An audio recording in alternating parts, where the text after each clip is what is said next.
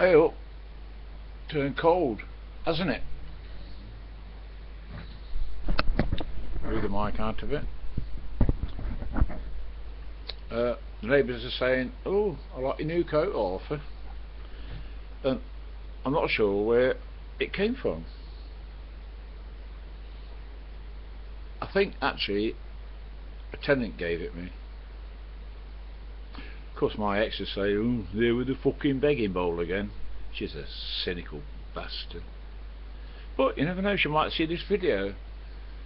I do love you, darling. I've always loved you. She'd say, "Fuck off." She has a way with words. Anyway, Halloween tomorrow, isn't it? You lot in the UK better watch it. I can hire a car out, no problem, and I'll come and stare through your window and frighten you. Yeah, the funeral, that's it, it's gone. Back to normal. The warden says, "You're coming down for the meeting tomorrow?" I said, "No." "Oh, come on, why not?" I said, "Maureen will say what she always says at every meeting. I've heard it for the last 13 years. Nothing ever gets done here. We're always at the bottom of the queue." She says, the warden says, "Well, ignore her." I said, "I can't. I do not suffer fools gladly. She's the biggest fucking fool I know." My language don't bother the warden, you know. She's just got me my weekly supply of a dozen extra large free range eggs, £1.60. It's a good price, isn't it?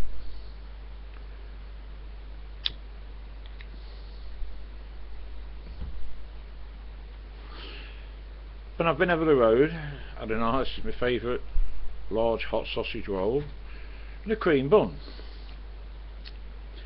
and I sat there enjoying the warmth from the rather weak sun, eating my cream bun. Somebody come up behind me. "Hello, Arthur." I went, ugh, dropped the cream bun. Says, "Oh, yeah, I'll get you another." I said, "No, leave." "Oh, no, no, no, I insist. Why do people like to come up behind me? People that know me know that I'm jumpy. I mean, when you lot are uploading videos, if you're talking normally and you have to say something very loud, I jump." Well, yeah, I started something there, haven't I? So I'm very jumpy. Yeah, bad nerves, isn't it? And that's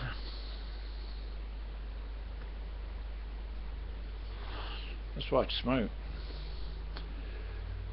And he had a meeting, and I said, going back to the meeting, and I said to the warden, "Old Len will be down."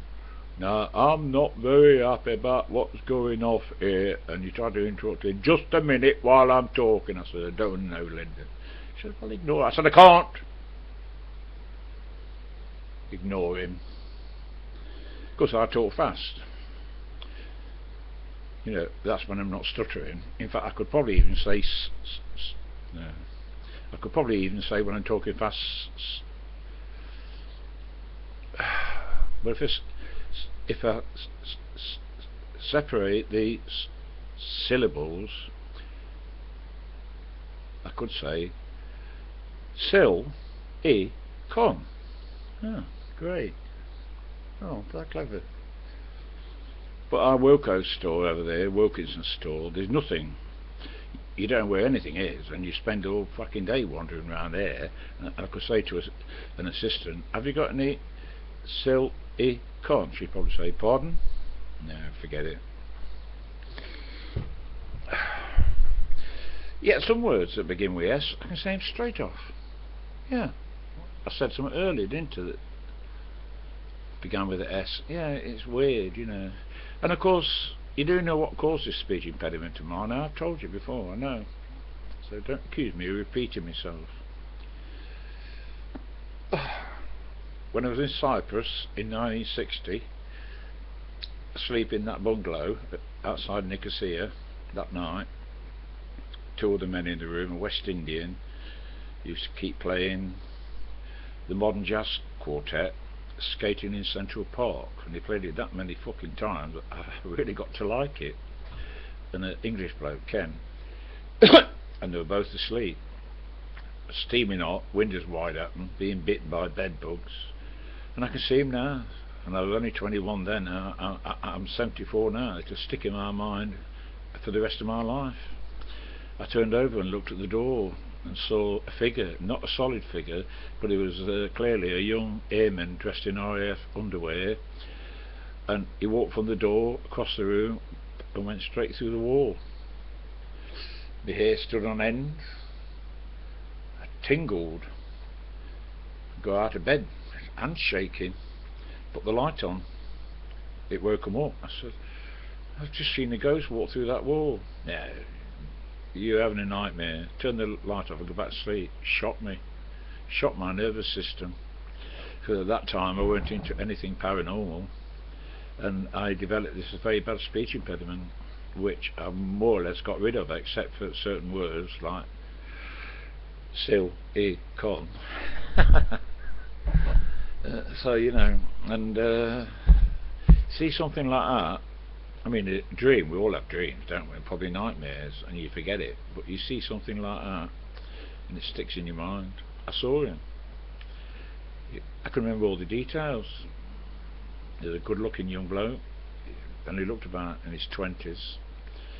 He was slightly above the floor, wore RAF issue vest and underpants, and he walked from the door across the room and just went straight through the wall.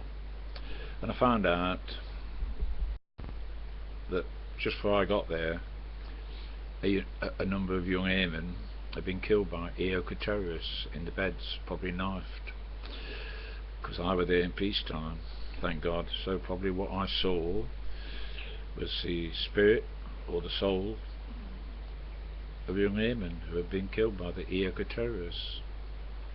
Yeah, don't pass it off as like me, you know, who are waffling again. No, that had a big effect on me, that did, and I developed a very bad speech impediment. I've said before, at one time I couldn't say my name, my surname. Dale. I can now. I'm driving the trucks, pull up at the customer, they say, Name,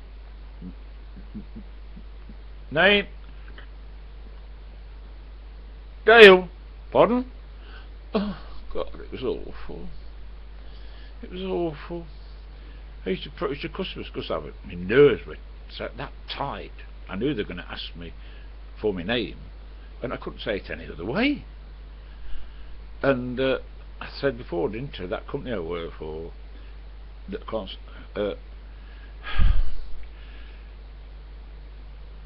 Bunny Hill Motors, and you say, pardon?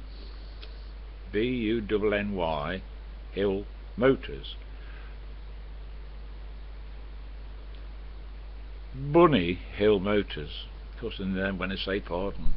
But I was once in a cafe, you know, in Gloucester, and a bloke stood there waiting to be served, and he's standing to one side as he served these other customers, and I was behind him. Well, and then came to serve me. I says, go on, mate. And he looked. He says, go on, you're in front of me. And he tried to order. Oh, I felt sorry for him, you know. Oh, his face was contorted. I thought, poor sod. Yeah. But a good way to get around something you can't say is to, what I said earlier, separate the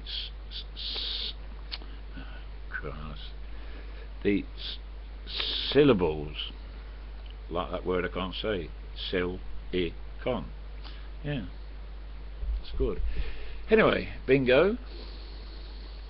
Am I going to have another win?